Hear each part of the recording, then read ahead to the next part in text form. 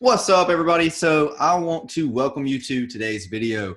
We are going to be going over Facebook ads for beginners. We're going to go over in depth on what type of ads you need to be running, and really kind of figuring out what you need to be doing, how to set up the ads, how to make sure that you're getting the data, using the pixel properly, and things of that nature. All right. So we're going to go ahead and jump right in. And as you can see on my screen right here, we've already got our ad account set up, which I'll show you real quick. If you don't know how to do that, how to do that real quick.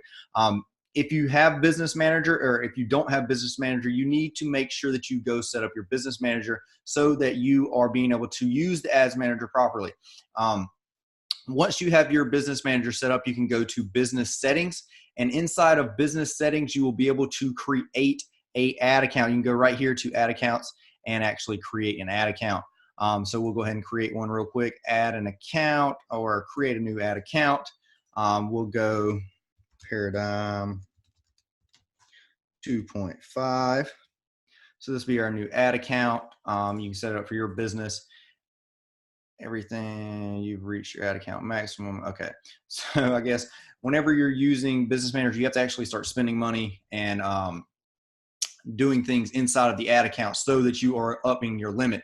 As an agency owner, we had to actually start spending a couple $1,000s per ad account, or at least a little bit in each ad account, so that we are continuously getting more ad accounts. So as of right now, if you're just opening it, if you're just starting, you probably only need one ad account. So we're just going to keep to that, and we're going to go ahead and go in here and actually start talking about the ads. Okay, so as I said, go ahead and create your ad account once you're inside of your ad account. Now you've got all these awesome things in here. We've actually set up one before right here. I'm going to go ahead and just delete this, and we'll kind of start over from the basics and actually show you exactly how we do it. So once you get in here, you don't really have any data, anything like that right now. So once you start running your ad campaigns and getting things going, then you'll actually start getting some data. You'll have your budget, your results, your reach, impressions. There's a ton of different things in here. But I'm going to go ahead and create one. We'll go ahead and start out by doing that. So first things first, we're going to go over the different objectives. Now, my goal of this is, by the end of this video, is for you to be able to actually be an ads expert.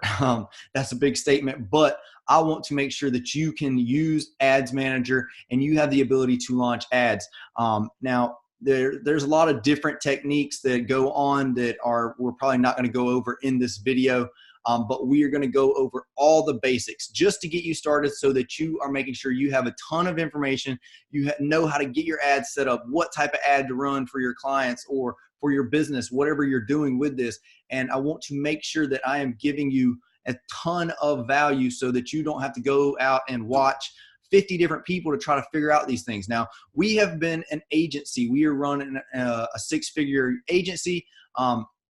Now, we have worked with dozens and dozens, probably over 50 clients. So we've been running ads for the last 18 months, almost 2 years, and we've been seeing great results. We have clients that are doing $10,000, $15,000 a month.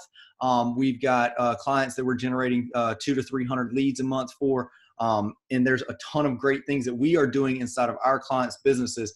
And we want to be able to give you that value and show you exactly how we're doing these things for our clients. So first of all, we're going to start talking about the objectives, like I said.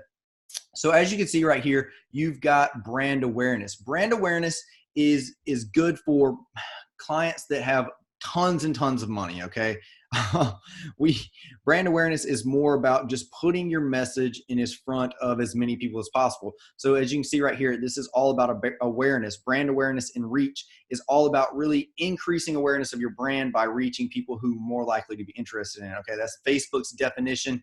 We'll kind of go over each one of Facebook's definitions on each one of these things. As you can see on reach right here, to reach the maximum amount of people. We generally do not use these type of campaigns. Our clients are small businesses, local dealerships, and businesses of that area. And we don't want to be spending a ton of their money on ads that are not going to have some type of actual objective. We want our ads to be having people go to their website or getting engagement, things like that. So like I said, we don't really tend to use these. You can use these. We've actually set up some of our retargeting campaigns to use this, because with a retargeting campaign, let's say you've only got 100 people to the website. With a retargeting campaign, you can use reach, because you want to show it as many people in that audience as possible, so you can reach as many people. You can show it to them consistently over and over and over again, trying to get them to buy. But we're going to go ahead and dive into considerations. Some of the main actual objectives that we are using inside of our clients' businesses, and that you need to start using inside of your business. So first things first, traffic. Traffic is huge for any business. So if you're starting out with a website, you're starting out with any type of lead generation funnel, you need to start with traffic. If you don't have any pixel data, if you don't have anything, the first thing you need to start with is traffic. Traffic is basically the idea of putting your ad in front of as many people as possible that are going to click on it, okay? That gives you a ton of data. You're consistently putting your ad in front of people that are actually going to click on it, which allows your pixel, which allows you as the business owner to get a ton of data. Now, off the rip immediately, unless you've got some really good urgency and scarcity and things like that are going to get people to convert, then traffic is probably not going to immediately convert. So one of the things we've experienced in the past is traffic is a really good way to collect data. So I want to give a reference of, we had a physical therapy practice. Their monthly ad spend was $1,000. Well, the first month we spent about $300 on a traffic campaign, which then allowed us to probably get about 10 or 15 leads. So not a whole lot, but once we had enough data, once we started implementing some of his customers, we actually got a ton of data on his pixel, and then we swapped to conversions, which allowed us to start actually generating a ton of sales. So the goal of traffic is to get your pixel firing, to get as many people on there as possible, to figure out and weed out the people that are not going to buy, that are not going to become a lead, and basically, like I said, fill that pixel full of data. So the whole goal of this is to get as many people as possible on your website. Now we're gonna go ahead and jump into engagement right here. Well, I'm gonna go ahead and send more people to a destination such as a website, app, or messenger conversion or conversation.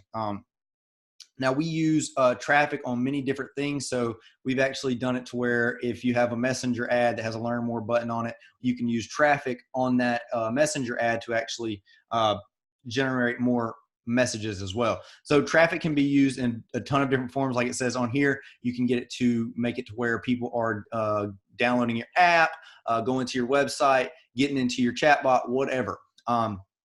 So this is a huge thing. And especially if you don't have any data on your pixel, it allows you to get a ton of data. Second of all, we're going to talk about engagement. So engagement is huge for any business. Engagement is the concept of, whenever I run this ad, I want to put it in front of people that are going to like it, comment, share on it, engage with the post. So it's only going to be showing it to people that are more than likely to like it, comment on it, share it. And sometimes, so give a little strategy we use. We like to, on our traffic campaigns or our ad campaigns, we like to run engagement, because something that draws people, the biggest thing that draws people in, the biggest thing that draws a crowd is a crowd. So let's say if my ad is running and I've only got 1 or 2 likes on it, people probably aren't going to click on it because they're thinking, well, this might be a scam. This is kind of weird. There's not any engagement on it. So what we'll do is we'll run an engagement ad to that post, which will then get it a ton of likes, a ton of comments, and a ton of shares on it. And then we use that as a traffic ad. So now that our traffic ad, the one that's trying to push people to our website, has a ton of engagement on it, so that it has social proof. Social proof is huge, and you can do social proof in many different ways. Whenever you're running an international campaign or the whole nationwide, whatever it is, you can run engagement campaigns in like third world countries, or not third world countries, but I mean, in some third world countries, but you can run it in India and Pakistan and places like that have a huge population, and you can get engagement for pennies on the dollar. So as where we've spent we've ran engagement campaigns in the United States versus like India and Pakistan and places like that. And we'll get engagement anywhere from about 8 cents to 11 cents in the United States, or we can run it or in India and we'll get it for like 0.001 cent. So it's the engagement rate in these other countries allows to build massive social proof on these ads, and then you can start running them into the United States, run a little bit more engagement to it, and then you've got, not instead of just a bunch of Indian people or Pakistani people liking it, you've got American and Indian. So then it looks like you're just running a national campaign so that you are building a ton of engagement throughout the entire thing. Now you've got a huge amount of likes, a huge amount of comments, and now you've got a ton of social proof. So engagement is huge because, like I said, people do business with those they know, like, and trust. So if they don't really know you, then they kind of have to build some type of trust. And whenever they can see that your page or your post already has a ton of likes, a ton of comments, then they have a little bit more trust for you, which then allows you to sell more products because you are actually getting them to buy. So we like at least making sure that we are running some type of engagement to the ads that we're going to be running and using that to our advantage by actually getting a ton of social proof. So we're going to go ahead and jump right in here. We'll go ahead and see what Facebook says it's called. Get more post engagement, page likes, event responses, or offer claims using this. So you can get those things as well. We don't use app installs, just for the simple fact of we haven't had a client that needs an app, and we don't have an app personally. So we haven't used app installs, but it's somewhat the same thing as traffic. It's the same thing as conversions. It is the ability to run ads to people that are going to most likely download your app. Now, that is huge whenever you are in that type of realm of where you're trying to get people to download your app. Why not run an ad specifically to people that are more than likely going to download it? And that's the good thing about all these campaigns is Facebook has their algorithms set up so that they are designed to specifically do this type of an objective. So the algorithm says, especially if I'm running traffic, the algorithm says, hey, I'm only going to run this ad to people that are more than likely to click on it. And then once it starts kicking in, once your ad's running, if they show it to a certain amount of people that are going to click on it, then they're going to continuously show it to those same type of people. They're going to continue to click on it because they want you to get the best results from your ad campaigns so that you are coming back and buying from them over and over and over again, because that's how Facebook makes their money. You see all these ads all the time, all over the platform. That's how people are making, or that's how Facebook's actually making their money, by selling you ads. So their goal of their ad platform is to give you the best results possible, because if they don't give you good results and you don't get good results from their platform, you're not going to come back and buy from them. So they want to make sure that you are coming back. So they're going to continue to give you the best results possible. We'll jump right in here to video views. Video views is to get more people to watch your video. Now, the good thing about video views is that it is super easy and super cheap to get a ton of video views. On most of our videos that we're running for local clients, for national clients, anything, it's about 1 cent per view. So you can spend $8 and get what, my math is terrible, 8,000 views. Let's see. 800 views. Wrong. But you can spend $8 and get 800 views. So if you are wanting a ton of video views, and it all depends on what type of ad you're running.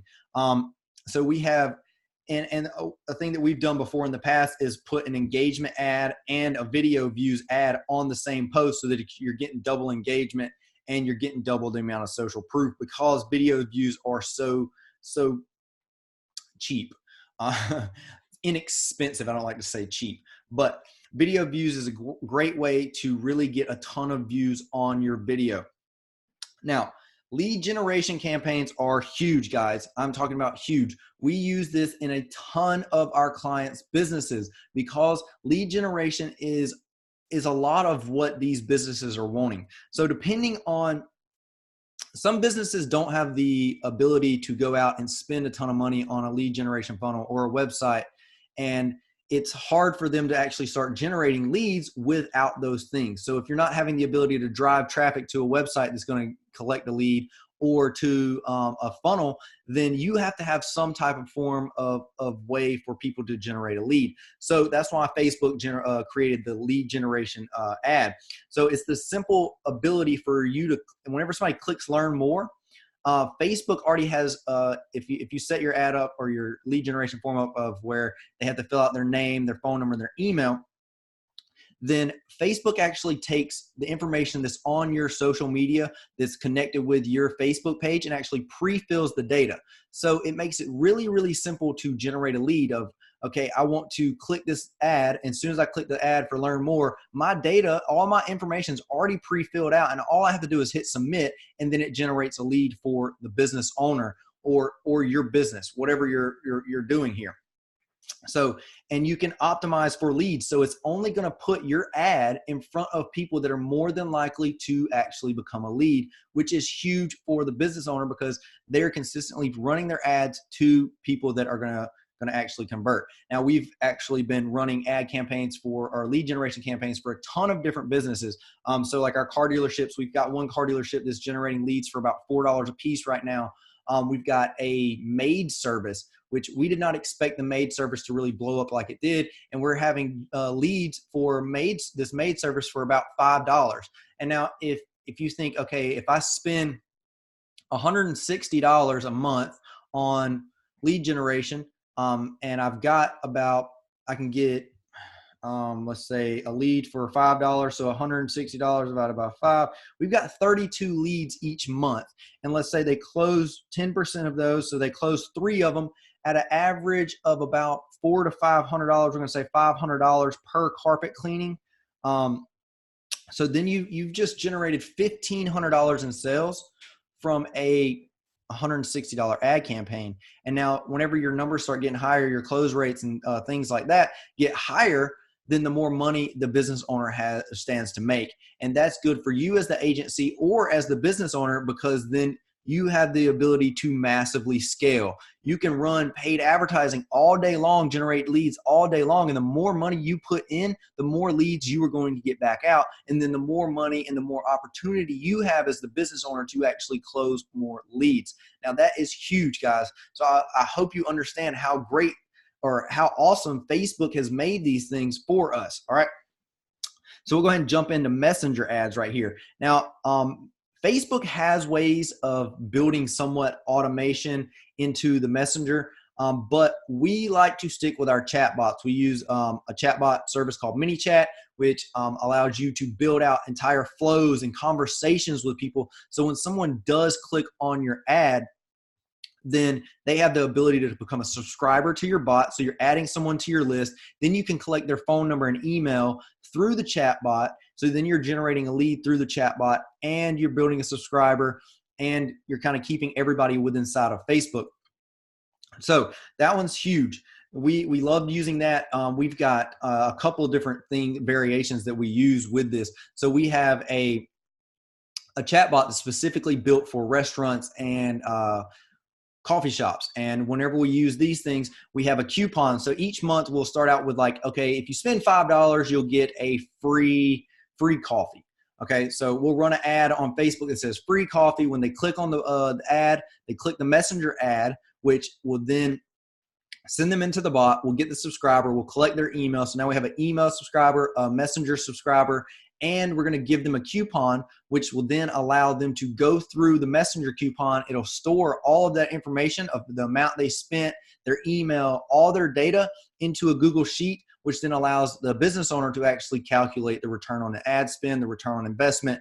And it is huge because you're consistently building a list for your business for everything. And as me and you know, as marketers or as an agency, the bigger the list, the more money you can make. So like right now we have a coffee shop with about 4,000 subscribers to their list, where each month they'll make about anywhere from $2,000 to $3,000 to $4,000 from that list by just simply sending out a coupon at the beginning of the month. And the best part about a coffee shop is that if someone buys from a coffee shop, they're not going to buy just once. They're going to continue to buy over and over and over again And so the lifetime value of that customer is a lot greater than the a little bit of money that the coffee shop's giving out for that free coffee.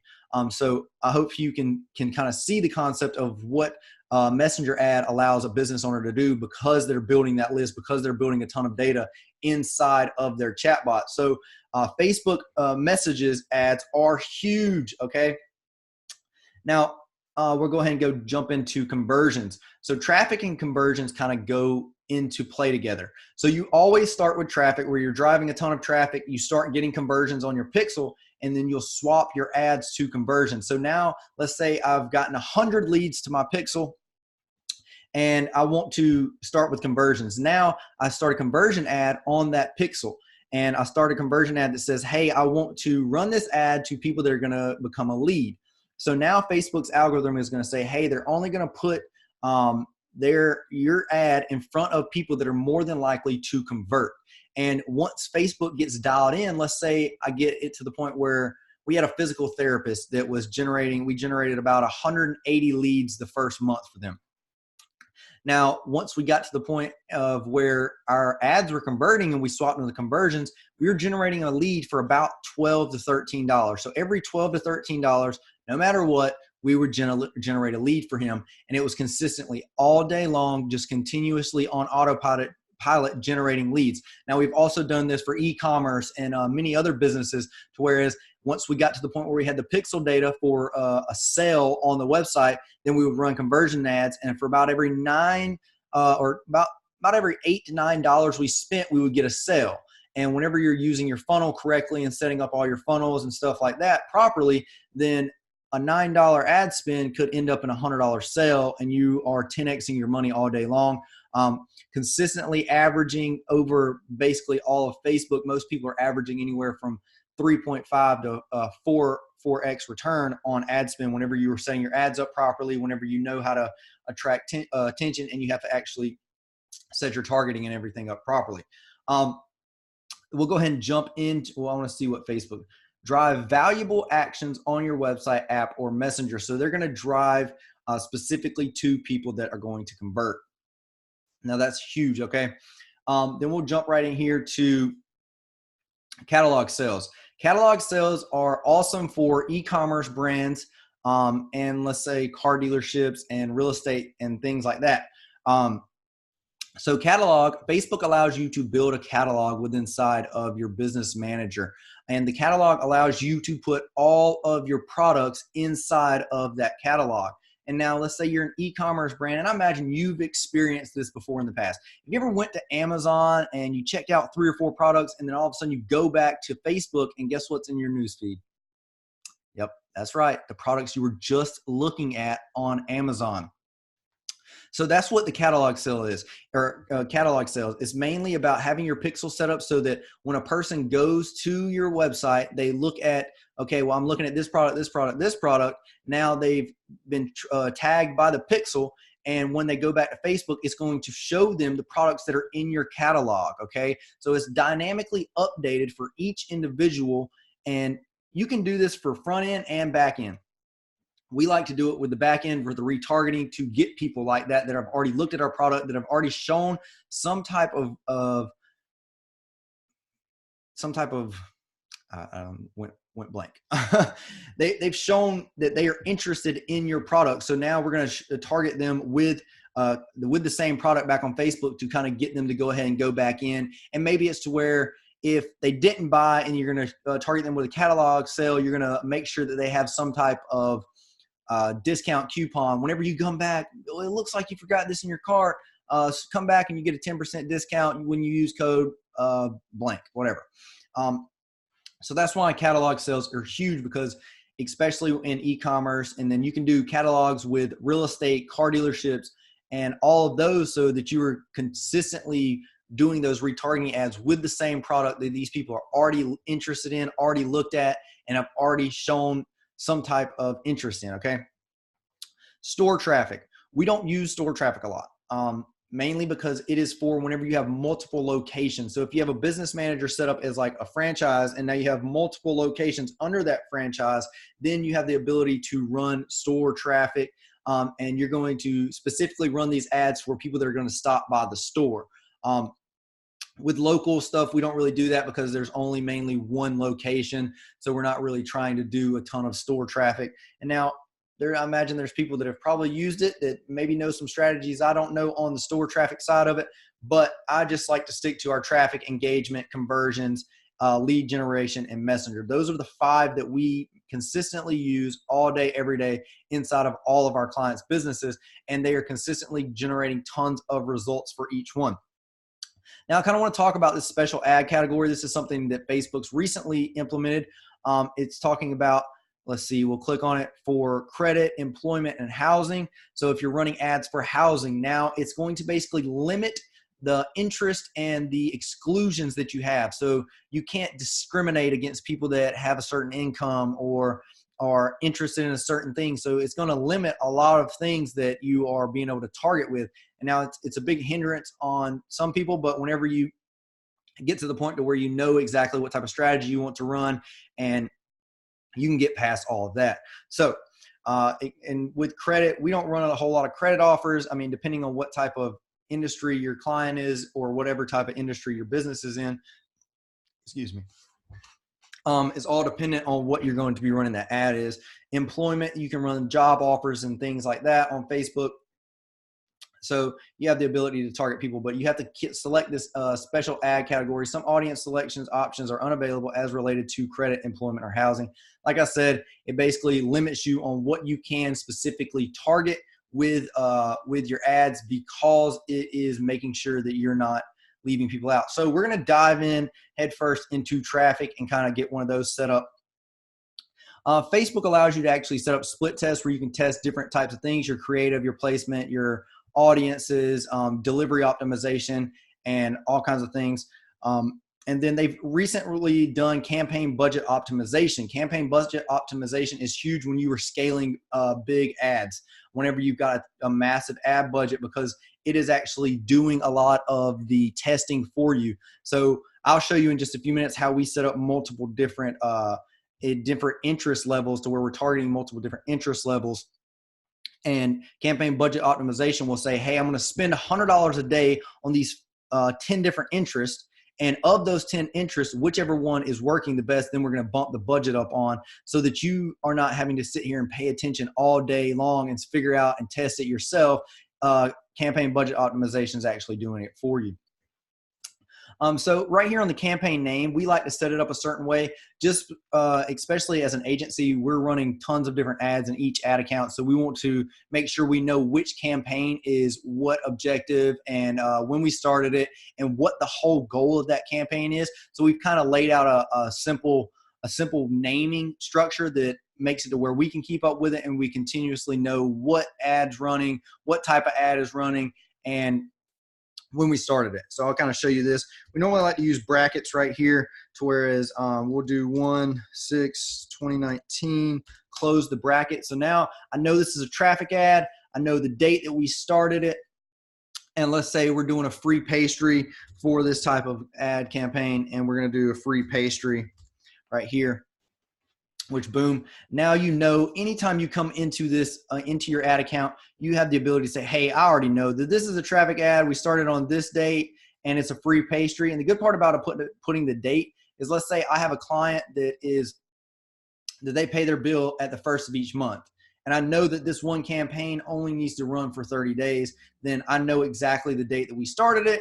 And you don't have to continuously second guess and double check. You already know when you started it and you're good to go. So we'll hit continue right here. As you can see right here, it's going to talk about the different, where you want to drive your traffic to: an app, messenger, WhatsApp, website. Well, we're going to stick to just an app right now. Let's see, did I pick special ad category? Yes, no. So, oh man. All right.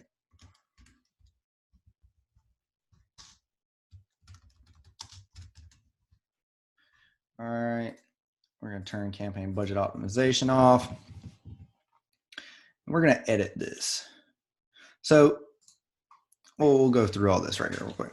So you want to go ahead and name your ad set. So like I talked about, you'll be able to test different interest levels and different interest brackets, and we'll show you how we do this inside of our clients and our business. So let's start with the first one. We like to name the ad set by what we're going to be targeting. So we'll talk about a free pastry to teachers. So we're going to target people that are 18 to, I'm going to say 45. So 18 through 45, this is our age groups. And then we'll say plus, they are teachers and they are in, and then we'll say plus the entire United States. So United States. Okay. So now that when we launch this ad, we know that this is going to be running specifically to teachers.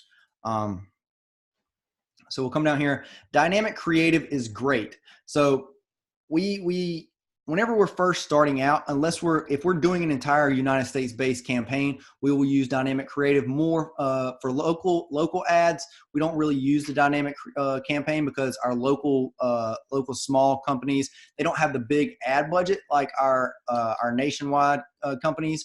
So we don't really do a whole ton of testing. We start out, whenever we first start out, we'll build out like 4 or 5 different types of campaigns and figure out what's going to work best for them the first month. And then after that, we've kind of figured out what's going to work best, and we just kind of go from there. But whenever you're doing dynamic creative, it's huge because you have the ability to use multiple images, multiple headlines, generate different optimizations, everything like that. You can use different audiences, and you are testing, figuring out what's going to work best. So for an example, we have a client that's e-commerce based, and he sells deer attractant.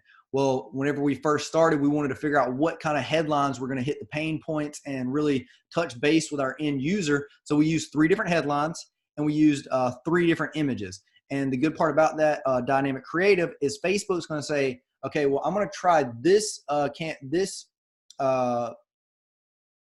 this verbiage, this copy on this image. And if it doesn't work, then I'm going to try a different verbiage with this image. And then I'm going to try a different verbiage with this image. And then they're going to test different. Okay, well, now this verbiage worked really good with this image. Let's see if it works with this one. And they're going to continuously test different things for you so that you know what's going to be working best. You can do offers. We don't really do a whole lot of offers. We use it for, I never honestly use offer to be truthful. If we have an offer, we're going to be using Messenger or doing lead generation for them to accept the offer.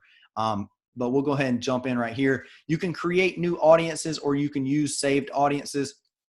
So like if we went through here and built out an entire audience that we really liked, then we have the ability to actually save the audience and keep it for multiple or for new ads in the future. We'll kind of go over a little bit about custom audiences and everything in just a few minutes. But custom audiences is whenever you're being able to input data. So let's say you as the business owner have been in business for 3 years, and you've got 10,000 customers, and you've got all their names, phone number, email, every time they've ordered, all their order history and everything. And you want to implement that into Facebook, and you want to actually build a custom audience. So now Facebook has the ability to say, hey, if I want to target only my customers, only the data that I inputted, then I'm going to run it to this custom audience. Okay. Now that's huge. Because a lot of times a customer that's already bought from you once will continue to buy from you over and over and over again, and make sure that they're coming back and buying from you. And then we have what we call a lookalike audience. A lookalike audience is an extremely, extremely powerful tool. Okay. So let's take this custom audience. We built our custom audience. We've got a list of all the people that we've worked with in the past. But we want to find people that are just like our ideal customer. So now we've imported a ton of data about our ideal customer, but now we want to find individuals that look just like that type of person. So what Facebook does is it uses this algorithm to pull together all the data from your custom audience, and then it's going to create an even bigger audience based off of the information that you gave it around people that are more than likely to be the person that's going to buy your product. So they're going to be super similar to the people that have already bought your product or whatever you're making your lookalike audience off of. So that makes it to where you can have if I input, like I said, you can do it from Instagram engagement, video views, website data, pixel data. You can create a lookalike audience and a custom audience off of almost just about any type of data that you have. So you can either exclude it. So like a strategy that we normally use is, let's say we've got a custom audience of all the people that have bought our product in the past 60 days. Well, if we don't want that custom audience to see our new ads, we're going to be running ads to a new audience, and we're going to exclude that custom audience of people that have just bought. You can do it for 7 days, a week, whatever, because most people, if they buy once, they're probably not going to buy immediately right after. So you can exclude those people or however you want to do it. There's a ton of different strategies around this. So we'll go ahead and jump into location settings. Let's talk about, like, let's say Valdosta. So we are in Valdosta. That's where our agency is located. And so we can set right here, and Facebook used to make it to where you could go down to a 1 mile, but recently they've updated it. I think you can only go down to 10 mile radius. So if that's something you don't want to do, you can create another one that's like right here. You can exclude, and kind of build a exclusion radius around this. But we just stick to 10 miles. I mean, it's not going to hurt anything. You can target people that are everyone in this location. So there's problems that we've ran into in the past to where some franchises that we've worked with, they can only target a certain amount, certain zip codes, and anybody that's in a zip code out of there, they can't work with them because it's against franchise rules. And basically, we started targeting people that everyone that was in this location, and whenever we did that, there was people that were leaving the location, but during the time we were targeting, they were actually getting shown the ad, and now they've left the location, and that franchise cannot work with them. So what we had to do was basically say, instead of everyone in this location, we had to target people who live in this location. So you can target people who live in this location, people who have recently been in this location, or people traveling in this location. So like if you're in a beach area and you don't want to target the locals at the beach, but you want to target the people that are coming to the beach or that have been traveling, that came from across the country to, like if you run in a parasail company and you wanted to run ads to people that are only traveling to this location, you want to exclude all the people that live there or people that have recently visited. Or even everyone. You just want to only target it to people that are traveling to that location. You have the ability to do that.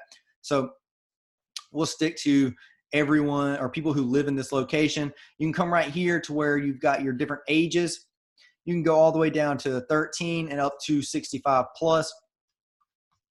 You can choose what type of gender you're interested in. So like some of our coffee shops, we've noticed in the past that a lot more of our engagement and a lot more people that are buying the product are women, not men. So we will actually only target women with those certain ads. Now that's good because then our engagement rate goes down, our cost per acquisition goes down, and we're actually getting more customers because we're only targeting our ideal customer. And now we'll jump right in here to detailed targeting. This is the most powerful tool Mark Zuckerberg could have ever given any marketer or any business or anyone, okay? You have the ability to come in here and almost target anything you want. So let's say I'm interested, okay, we were talking about teachers. So we're gonna only target teachers. So we'll type in here, teacher. Boom. We're gonna target people interested in teacher, or we can target people who have the job title, teacher. So you can go through here. Facebook gives you a ton of different suggestions, but we like to keep it to where we only have one demographic in here. And I'll show you how we like to split test and kind of test and see which one's going to work best. Because you got to think about it like this. If I go through here and I click 40, 50 different one of these things, and let's say now I've got an ad that's running to elementary schools or high school teachers or middle school or primary school or this, then you have no clue what actually is working the best. So one of these interest levels, you might say teacher is actually getting you all the results, but you're also showing all these ads to these people. So if you have multiple in here, then you will never know who actually is the interest level that's actually working the best. So we like to keep it down to 1 right here. And if you want to exclude people, you can say, hey, I want to exclude people that are interested in teachers, but they're not interested, but they're not a middle school teacher. Let's see. So exclusions have gotten very precise, so they're not going to let me do it right here. But if you want to exclude certain types of people, Facebook's gotten really in depth with their refining your intended audience where you choose. Keep in mind the advertising policies prohibit wrongful discrimination. So their exclusions have gotten a lot more tighter, and you can't really do a whole lot with it. But you can still exclude people. So I want to go over kind of some of the different things that Facebook allows you to target in here. So you can go to browse and you can target people who have different demographics, different interest levels, different behaviors. So we can go in here and target education. We only want to target people that have a college degree. So now we're only targeting people with a college degree. And you can kind of see you got education, financial, what type of life events they came from, income brackets, to whereas like you can target people in the top 10% of zip codes, top 25, 50, 5% of zip codes, what type of life events they have going on. They're away from their family. You got an anniversary getting closer. They have their parents. They have kids from the age of 18 to 26. They're in a relationship. They've just got married. They've got a divorce. There's so many different things that you can target in demographics, what type of work they're in. You can target employers, what type of business industry they're in. Just so in depth on so many different things. Okay. Now we've got interest targeting as well, which allows you to go in by business industry. You've got entertainment, family, relationships. They're interested in dating, marriage, parenting, fitness, wellness, food, hobbies, shopping, sports and outdoors, technology. And then we've also got behaviors down here. Now behaviors is awesome because let's say we only want to target people that are on iPhones. So we can, let's see, purchase, I think it's mobile device usage. So only Androids. They access the Facebook from featured phones, mobile device operating system, Apple, Android. So we actually have a client that sells, that fixes iPhones, and he doesn't work with Android. So we're not going to show our ad to Android. So we're only going to target people that have an iPhone. So it's huge for his company because he's only targeting people with iPhones that have been using Facebook. You've got so many different types of digital activities. What type of gaming consoles, if they've used Facebook payments in the past, all kinds of different awesome things that you can target people. What type of internet browser they've used, what type of operating system. One of the cool things that we use is purchase behavior. So let's say I want to target people that are teachers that have actually purchased a product or people who have clicked on the call to action button, shop now in the past week. So we're only going to be targeting people that have actually bought a product or done something in the past that says, hey, they're actually probably interested in this. So we're going to target them with our ads. And there's so many different things, guys. You can dive deep into all these and just continuously bring more stuff to light. One thing that I want to talk about real quick is, so you have include people who are college grads. Whenever I start adding more things, okay, so this is one major key. This, whenever you're targeting college ads or master degree or professional degree. And every time you add another one, it's or, okay? I'm going to target people who have a college degree or they have a doctorate degree or they have a master's degree, okay? Now, when you narrow your audience even further, you say, hey, I want to narrow this audience. We're going to target people who have a college degree and they're interested in cats, okay? This is and. When you have multiple in here, it's or. So people get a lot of this confused, and that it's not good for you or the business owner or whatever you're doing, because you don't want to have thinking that you're going to target college grads that are interested in, and they're interested in cats, and you got it up here and it's just or. So you're targeting people who are college grads or they like cats. You're just all over the place. So whenever you want to really define your audience, you need to start doing this. You're narrowing it further. And as you can see, the potential reach goes way down to whereas like you just went from 13,000 with a college grad to people that are interested in cats, which would be 5,500. So you're defining your audience even more. So you're basically pinpointing the exact customer you want. So like we had an online boutique that we were running one time, that whenever we would run the ads, we were targeting people that were interested in Pink Lily Boutique, which was a competitor of theirs, and they were engaged shoppers, and they had done a certain thing in the past. They were a mom, okay? So they were trying to sell diaper bags. So they were targeting a boutique, and they were targeting people that were engaged shoppers, and they were targeting people that are parents with kids from 0 to 1. So you can define and figure out exactly who your ideal customer is by using these types of methods, which is huge, okay? We keep this turned off because it just expands, and if you're trying to narrow your audience down, it's just going to expand it to a bunch of people, and it doesn't really help you or your business owner. A lot of people keep automatic placements, but depending on what type of ad you're running, if you're running a video ad that's a minute long, you can't run it on all of these things. So a lot of times we see the best results from Facebook news feeds and Instagram news feeds. So we'll go through here. We'll turn everything off. And we'll come back over here and we'll put actual Instagram and Facebook news feeds. Now, depending on what you were doing, depending on what type of ad you're running, depending on what type of goal you have, you can select any different one. So let's say I want to run a 15-second ad that drives people to my Instagram page. Well, I'm going to probably only run that on Instagram. I'll probably run it as a let's see, Instagram story, and then they have the ability to swipe up, but it has to be this certain width. It has to be 15 seconds, and you have to make sure that it's the right type of format, because you don't want to be spending money on something that's not going to look good on that placement. Now, if you want to, you can leave all of these on, but my opinion is we see the best results from feeds. Now, we've tested this. We've done automatic placements, and Facebook isn't going to go out and spend your money on stuff that's not going to work properly. So they're going to still run your ad to the best placement, and you're going to see what is actually, or they're going to put your ad on what placement is working best. But instead of us wasting money on placements that aren't going to work good, we just go ahead and narrow it down straight from the beginning of leaving it on Facebook news feeds and Instagram news feeds. And sometimes, like if we're running a car dealership lead generation campaign, we'll run Marketplace or things like that. We'll run it in the Marketplace because a lot of people are in there already shopping, so they've already got that shopping mindset. So running it to Marketplace is good because it actually helps generate more leads.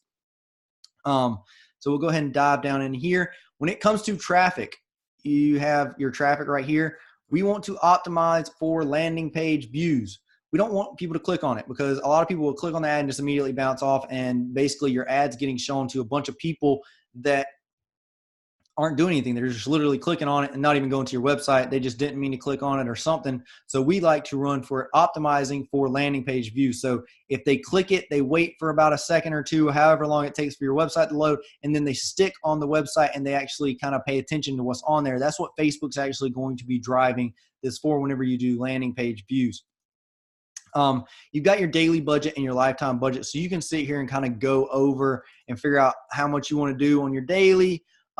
Starting out, if we're going to have multiple ads running kind of to test, we're going to just set it as $5 just so that we're testing. Now, depending on what your budget is, you might have a massive budget where you're spending $1,000 a day, but you need to scale from $5 to $10 a day to that point. So you don't want to come in there and just automatically just drop $10,000 on whatever you're doing, because then again, you might just be running it to a bunch of random interest that's not going to generate you anything.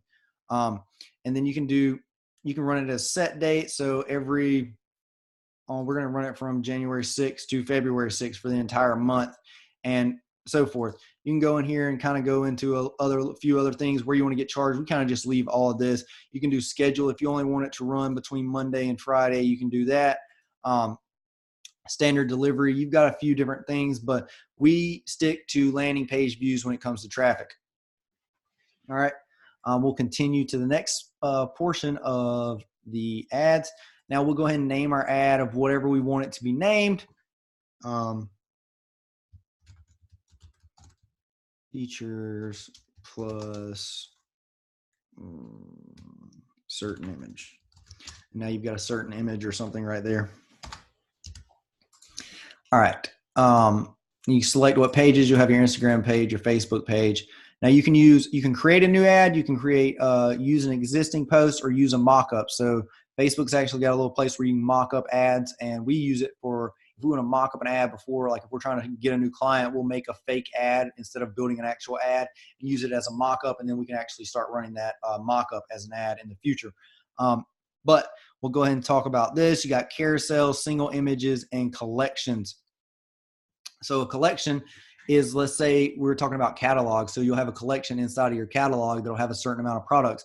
So I imagine you've probably seen to where some people have a video right here, and they'll have a bunch of little products on the bottom of their ad. That is a collection ad. You've got a carousel ad to where you can put multiple different items in here. As you can see right here, it's really good for e-commerce. So you've got multiple multiple products going through here, and you're being able to put as many. We do it with car dealerships a lot of times, to whereas we have like 10 different cars from their lot on this, and we've got a ton of different things in there. So we like to go through. You can do different formats. These are the different formats, I guess. Single image. So we'll upload something. This is one that I guess we used in one of our previous videos, to where this is the Kona ice. So you can kind of see it right here. Now you've got your image right here. Now this is your primary text, where we'll say, hey, check out Kona. Boom.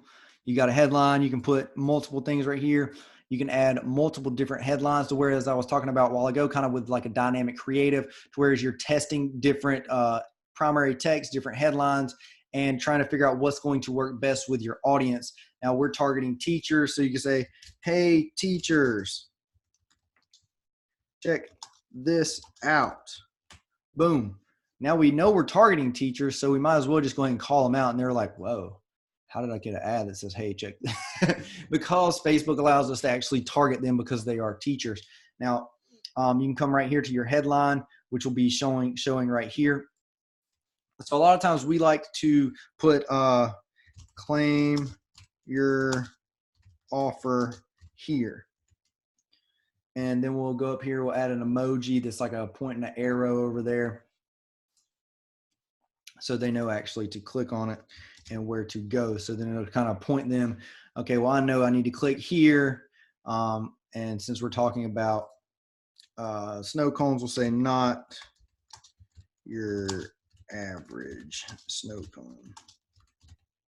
If I could spell. And so now this is how it would show up. And then you come over here, you put whatever your URL is. We'll say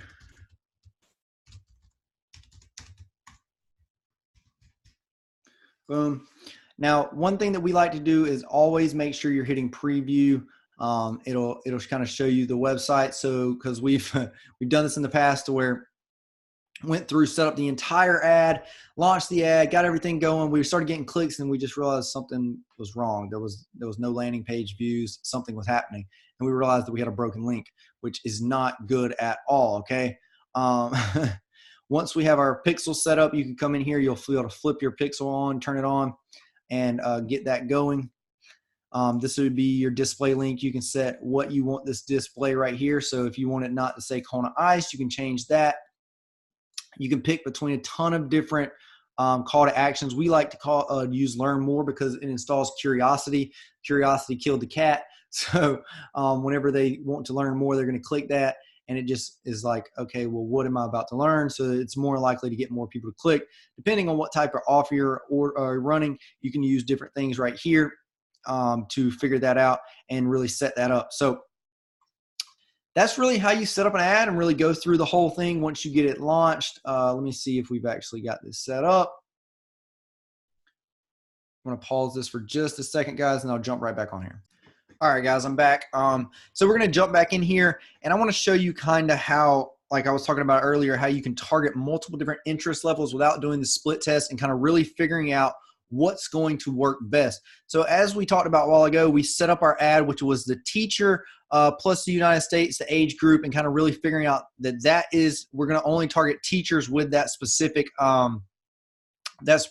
ad set. So we're going to duplicate this, which then allows you to have all the same stuff. You're going to duplicate. Hold on, we'll go back real quick. I kind of jumped over that spot. Close, delete. See, the problem with a split test. So I'm going to talk about split test for just a second. So the problem with split test is that once you start a split test, and let's say you want to spend $200 on that split test, and after a day or so, you realize that one of the split tests or one of the ad sets is doing terrible, you can't cut it off without messing up the entire campaign. And so once you pause a campaign, once you stop it and then restart it, it kind of messes it up. So we never want to pause, or we never want to like stop a campaign, because then it's going to really mess it up. It's got to re-enter learning mode and all that. And we don't like that, and Facebook doesn't like it either, because it just messes up your ad. Not sure why, but it just totally screws the ad up. So if you start a split test and you're testing two different things, and one of them is doing really, really, really well, and you want to stop the other one, then you have to literally completely kill the whole campaign and restart a new campaign. And it's not good. So we wanted to figure out a way that we could split test without having to do that. So then we came in and we kind of figured out the process that we could come in and you can just duplicate. So now we've got this one, which is specifically only targeting teachers from the ages of 18 to 45 in the United States. And now once you hit duplicate, you can come here and you can duplicate the original campaign.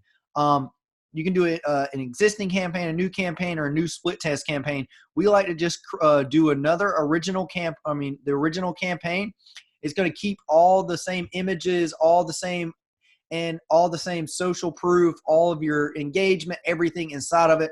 You can show existing reactions, comments, and shares on this new ad. You can duplicate it multiple times. So we just like to do it one at a time so that we know what we're doing.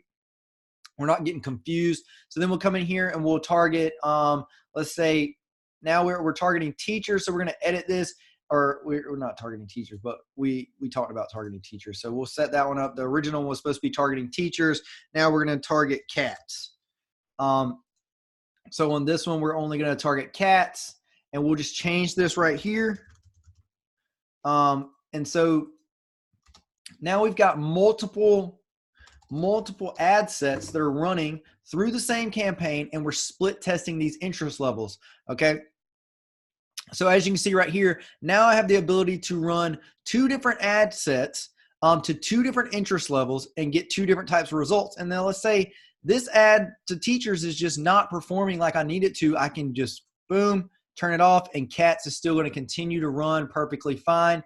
And if you want to change the results, you can bump it up, you can duplicate it. A lot of times we like to only, if you're going to be running and you're trying to scale a campaign, if you start with 5 just the next day, or wait till it gets out of learning mode, then go to 10. And then after 10, so duplicate, or not duplicate, but increase by 50% increments. We don't want to go from 10 to 300. We want to slowly increase by increments of about 50%, which then allows you to scale and move your ads upward, trying to get spending more and trying to get more conversions from that, which is a good strategy that we use. So now that I've showed you, you've kind of seen how to set up a traffic campaign, how to set up multiple interest levels. Let's jump into, I'm going to jump in over here on the pixel. So we'll need to go to our business settings. Once you get in your business settings, you then have the ability to come over here. We'll go to data sources. We'll go to pixels, and we'll want to add a pixel. So we'll say Paradigms pixel. We'll set it up at Paradigms. We'll go to Social Secrets Masterclass. HTTPS Social Secrets Masterclass.com. Oh, snap. All right, the social, I don't think I spelled it right. I'm still not sure if I spelled it right. How do you spell so? Whatever.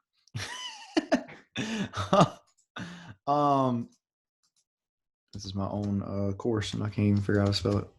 the Social Secrets Masterclass. We'll hit continue. And now we have our pixel set up, okay? You can continue managing your business, set up your pixel. Now we'll go ahead and jump into setting up your pixel. So I want to go ahead and jump into this and talk about this real quick. So there's a thing called, let's pull it up, Google Tag Manager. Google Tag Manager is huge, okay? It is a piece of JavaScript that you can put in your website that will allow you that basically, so a lot of times if you go to a website and you see a website that's kind of running slow, it's probably because they have a ton of code in the back end that's loading first. So let's say if I go to a website and the pixel is in the head of the, or is not in the Google Tag Manager, it's going to be the first thing that loads on the page, which then will slow down everything else from loading. But if you put it inside of Tag Manager, it will actually load last and it will still work the same way. The good thing about Tag Manager is you only have to put this piece of code in one time. And you can go in and add tons of different tracking, your Google Analytics, all these other stuff inside of Tag Manager. And now that you have Tag Manager installed on your website, it's automatically going to update. So my suggestion is always use Tag Manager because it makes it to where you can have as many tracking pixels or tracking codes and anything inside of your website, and it's all going to load last, so it does not mess up anything inside of your website speed or anything like that. So we like to use that. Whenever you get that set up, you'll just basically copy this. You'll put it inside of your Tag Manager, and then you'll just continue. Then we'll go inside. You'll go to your events tool. So let's go ahead and jump in here, Events Manager. Once you have your pixel set up, then you'll come in here and you'll create your conversions. And you'll want to make sure that your pixel set up so you'll be able to send test data, test traffic to the pixel. I'm not going to set the pixel up right now because I don't have a website to put it in. Actually, we've got to go back over here. So we'll go back to our business settings. Once you've created your pixel inside of your business settings, then you have to add assets. So we want to go back to our data source, back to our pixel, and we'll add assets, which is your ad account. So you got your ad account right here, and we want this ad account connected to our pixel. So we go in and we connect those two pieces. We'll go ahead and add ourselves to the pixel so we have the ability to view the pixel, manage the pixel and everything. And now we've got a person added to it. We've got our connected assets and everything. So you're good to go on that. Now we'll come back over here. We'll go to our events manager. Once you have your events manager set up and once you have all your, I'm going to kind of show you how it works real quick. And let's see if it'll actually work. Come on, come on, come on. Boom, we got our pixel, view setup instructions. Like I said, you can go in and put it in your Google Tag Manager. If you need to, you might have to hire a developer or reach out to us. We can put your Tag Manager in, something like that, so that you have your Tag Manager in there, and then you can just throw your pixel in. And what I'll do is more than likely create an entire video about setting up your Google Tag Manager so it's easy, and then it'll kind of complement this video to where you're being able to see both of those. So we'll go, let's see, set up events, set up new events. We'll be able to type in your, the events tool is awesome because it allows you to go into your website. So let's say HTTPS, secrets masterclass.com. It'll open your website and then it'll bring up this little thing over here in the left-hand corner. Okay, well, it's going to say no pixels found. So it's going to pull up this little portion on the left side over here for you to be able to actually just set it up as a lead. And you can do it even if you don't use the set up a new events portion, you can just use create a custom thing. So let's say I want to say all website traffic to the Social Secrets Masterclass.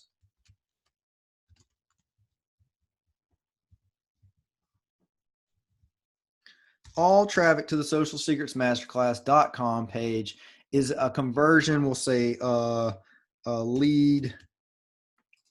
And you come through here and you just select lead, what the conversion value is. So if you're running like e-commerce or anything like that, that you're actually selling a product, then you can put the conversion value, whatever that conversion value is. You can set it as $47, $1 million, whatever you wanted to set it as. So every time you're running a conversion ad or a traffic ad or anything like that, and you basically, let's say I'm running a traffic ad and someone converts to a lead and its values at $47, I then have the ability to track what we call return on ad spend, ROAS.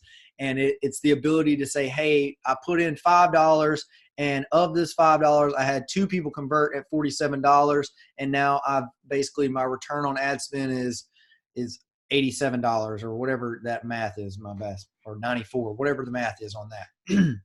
So, and you can go through and we set it up on all different things. So let's say you've got Google Tag Manager for this page and you want it to show up on that, and you can kind of set, it can contain or doesn't contain or equals. So we'll say a lead. So somebody that opts in, puts their email in, but doesn't convert. Okay, so now you've got all these custom conversions, and then you create audiences. You can create a custom audience or a lookalike audience off of this pixel data. So let's say I have a lead and I want to set up a custom audience of people that have become a lead. You'll go in, you'll say all website visitors, or people who visited a specific page. You select that page. So, or you can set it up to where it comes from. Let's say once you have a custom conversion, you can come over here, it'll show up in your custom conversions, and then you'll actually basically just create a new audience off of that custom conversion. I'm going to pause it real quick and I'll pull up one of my accounts that has some, all right, guys, I'm back. So I pulled up one of our clients' accounts, which is Outdoor Solutions and Services. And as you can see, the last 7 days, this is what they've had to their actual main website, which is their Shopify website. This is what they've had in their funnel. So we're pushing people through the funnel, trying to make people buy through the funnel. And then anything else is just kind of driving them back to the actual main website. So I want to kind of go in here and let you look at some of the stuff and how we have it set up and everything. All right, so as you can see, here's your page views, your initiate checkouts, your purchases, your view content, your lead. And you come up here, and right here, you'll be able to do set up new events. We'll use events tools. We'll go to their website. I'll kind of show you how we use it. Let's go to.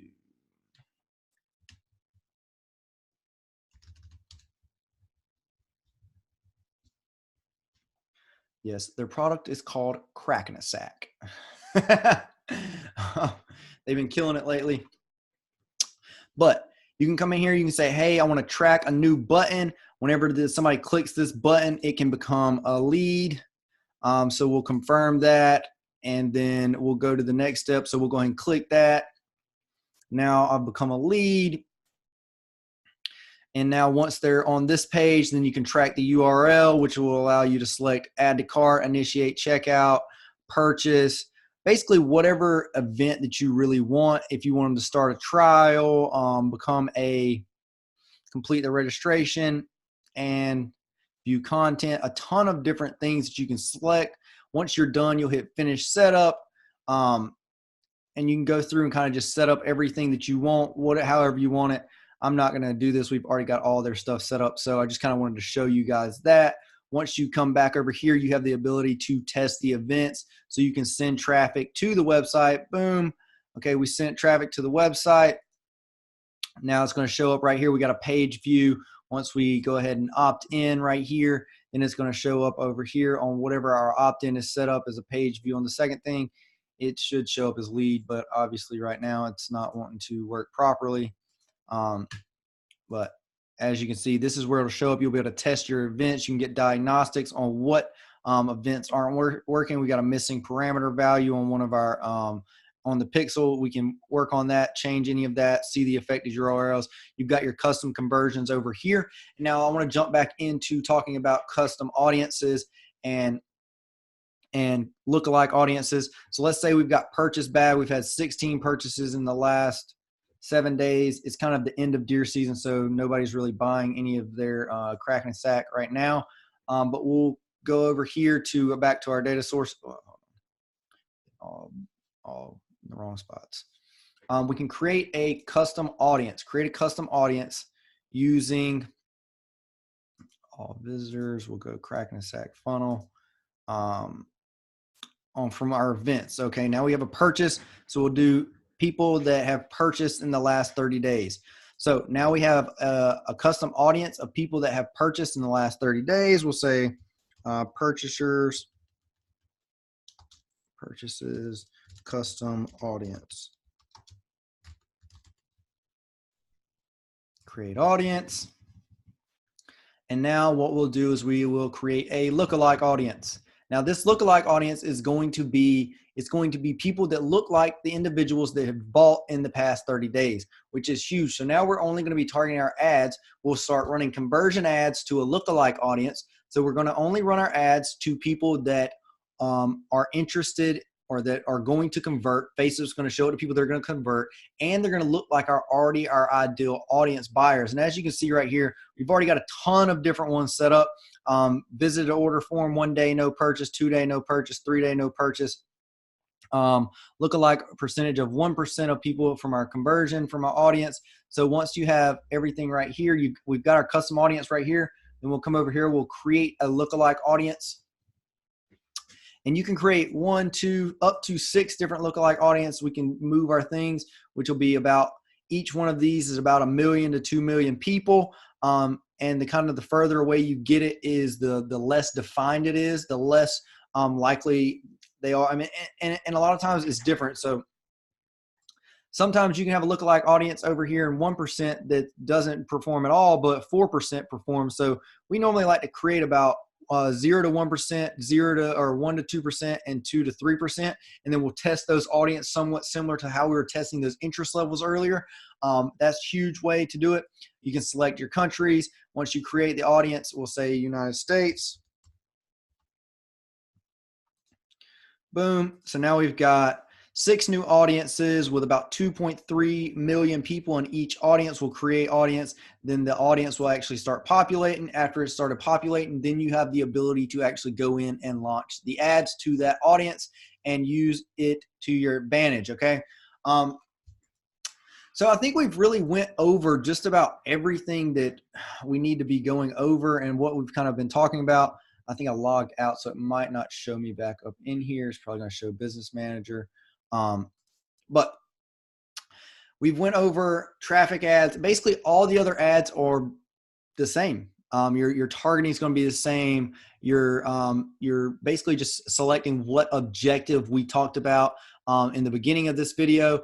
And now I feel like, and like I said, I might go back and make a one about Google Tag Manager. But for the most part, I feel like I've taught you a ton of great stuff. Now you know what objectives you really need to pick, how to get that ad set up, how to target those people, how to test multiple split tests, how to get, like I said, get your pixels set up, how to set up your conversions, how to set up your custom audiences, how to set up your lookalike audience, and how to use those to your advantage, guys. Okay, so we've talked about a ton of great things. Now, if you are interested in learning any more, just continue to pay attention to our YouTube channel. We'll be posting probably once or twice a week, so forth. We'll be continuing to post, continuing to build content so that you guys are getting a ton of value. If you're wanting to attend some of our live webinars, you can go to socialsecretsmasterclass.com. We'll probably have it in the link. I'll put the link in the bio below, or the caption below. We'll also probably put Google Tag Manager links, Business Manager links, everything that you need to make sure that you are getting as much success as possible from this. I hope you guys enjoyed everything that you've learned in here. If you have any questions, please feel free to comment them below. I'm not like all these other people that are not going to respond. I'm going to respond to your messages. Make sure you're getting the answers that you need. If need be, you can schedule a consult with our team. We'll get you set up and get you going. And we hope you guys got a ton of great value from this. We look forward to seeing you on the next video. And I hope, like I said, I hope that you guys got a ton of great value. Go check out the Social Secrets Masterclass. We know you'll love it. And until next time, we'll see you guys there.